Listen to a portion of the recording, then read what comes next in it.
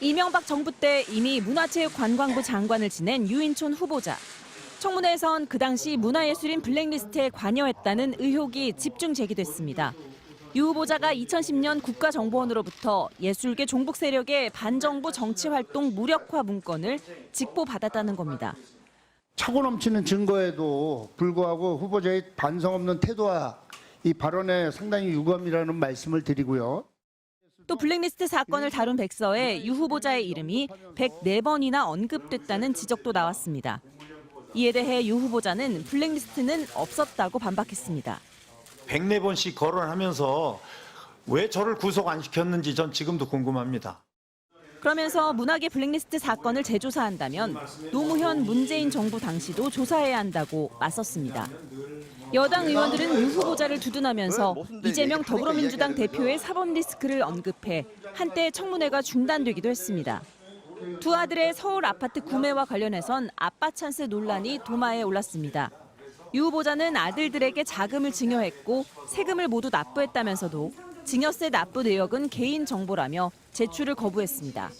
두 아들에게 송금한 통장 거래 내역, 통장별 예금 잔액 변동 현황 등은 왜 제출하지 않는 것입니까? 청문회장에선 과거 장관 재직 시절 욕설 논란 영상도 재생됐습니다. 유 후보자는 부적절한 언행이었지만 실제 욕을 한 건 아니었다고 해명했습니다. 감정 표현은 좀 과하게 했습니다만 그 뒤에 뭐 XX 이렇게 붙여놓고 이거는 다 허위이고 조작입니다. 유 후보자는 앞으로 예술인들이 마음껏 창작할 환경을 조성하고 세계 시장에서 K 콘텐츠를 적극 지원하겠다고 밝혔습니다. MBC 뉴스 임소정입니다. 2008년 10월 취임 후 첫 국정감사장. 유 장관은 야당 의원의 질의가 끝난 뒤 자신을 찍는 사진 기자를 향해 반말과 욕설을 퍼부었습니다. 찍지 마. 찍지 마. 성질이나 뻗쳐가 정말. 전 정권에서 임명된 기관장들에게는 사퇴를 압박하기도 했습니다. 뭐 계속 남아 계신다면 어떡하겠어요, 제가. 그걸 쫓아낼 수도 없고. 당시 문화예술위원장을 무리하게 쫓아냈다 법원이 해임을 정지하면서 한지붕 두 위원장이라는 초유의 사태가 벌어지기도 했습니다.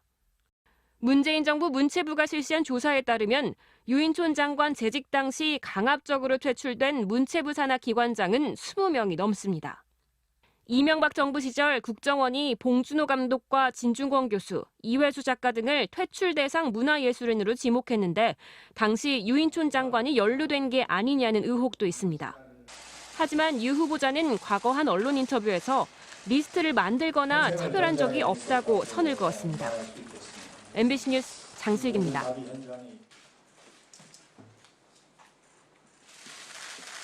자, 후보자를 문체부 장관으로 내정한다는 이 보도가 나가자 문화예술인들 반대 성명 냈어요. 방금 전에도 저도 같이 갔다 왔는데요. 소통관에서 유인촌 문체부 장관 지명철의 촉구 문화예술인 기자회견이 있었습니다. 그 블랙리스트 실행 혐의자 유인촌 문체부 장관 후보자가 가야 할 곳은 검찰이다라고까지 이야기하고 있습니다. 외치고 있습니다. 이것이 바로 지금의 예술인들의 입장이라는 것을 좀 생각해 보셨으면 좋겠습니다. 왜 같은 문화예술인이 후보자의 문체부 장관을 이토록 반대할까요? 아무 이유가 없을까요? 자, 뒤에 좀 대답을 해 주십시오. 네네. 후보자 본인이 문화예술인들에게는 블랙리스트와 다름없기 때문입니다. 유인촌 지금 후보자가 장관 시절에 어떤 것도 하지 않았다면 이 예술인들이 이렇게까지 반대할 리는 없지 않습니까? 그렇지 않겠습니까? 자, 후보자는 인사청문회 준비단이 있는 임시사무실로 첫 출근하던 날에 장관 재임 시절 블랙리스트 의혹에 대해서 예술계와 대립적인 관계는 있었지만 그런 적은 없었다라고 말했는데 좀 헷갈립니다. 대립적인 관계는 어떤 의미로 한 말인가요? 그 부분은 뭐 미워할 수는 있지만 실제로 그렇게 배제하거나 뭐 그런 리스트가 작성돼서 그런 적은 없다는 얘기입니다. 왜 대립적인 관계가 맺어졌었다라고 생각하시나요? 그거는 뭐 정책이 변화하거나 뭐 아니면 지원하는 방법이 개선되거나 이런 전부 반대합니다. 제가 기억하고 있는 저도 그때 문화예술인이었는데요. 네. 제가 기억하고 있는 것과는 전혀 다릅니다. 정책과 지원은 바뀔 수 있죠. 그것으로 문체부 장관을 후보자를 이토록 반대하는 성명, 검찰에 가야 한다라고까지 이야기할 리는 없을 겁니다. 후보자는 블랙리스트 사건이 자행했던 시절 문체부 장관을 했었고 또 이후 현장 예술인으로 지속적인 활동을 했습니다. 그 누구보다도 잘 알고 있으리라고 생각이 됩니다만 이 블랙리스트 사건은 그리고 그 의미는 특정 사상이나 정치적 의견이나 생각에 따라 검열 사찰 통제 또 차별 배제 등과 같은 행위를 뜻한다는 건 아시죠? 네, 알고 있습니다. 아시죠? 그런 측면에서 볼 때 그 후보자는 과거 장관 재직 당시에 문화계 인사 좌파 찍어내기를 그 누구보다 사실 성실히 했습니다. 인정하지 않겠지만요. 문체부가 실시한 문화예술계 블랙리스트 진상조사에 따르면 후보자가 장관으로 재직 당시에 강압적으로 퇴출된 문체부 산하 기관장이 20명이 넘습니다. 알고 계십니까? 사실하고 좀 다릅니다. 자, 제가 알고 있는 걸 말씀드릴게요. 2018년 11월 임기 만료 1년을 앞둔 김윤수 국립현대미술관장이 계약 해지를 통보받았고요. 같은 해 12월 임기가 1년 9개월 남은 김정원 문화예술위원장이 해임되었고요. 더해서 2009년 5월 황지우 한국예술종합학교 총장이 문화부 표적 감사에 반발했어요. 그리고 사퇴했습니다. 교수직까지 그랬더니 박탈해버렸습니다. 영상 한번 봐주시겠습니까? 네, 이 영상은 후보자가 무리하게 김정은 문예위원장을 쫓아냈다가 법원이 해임을 정지했어요.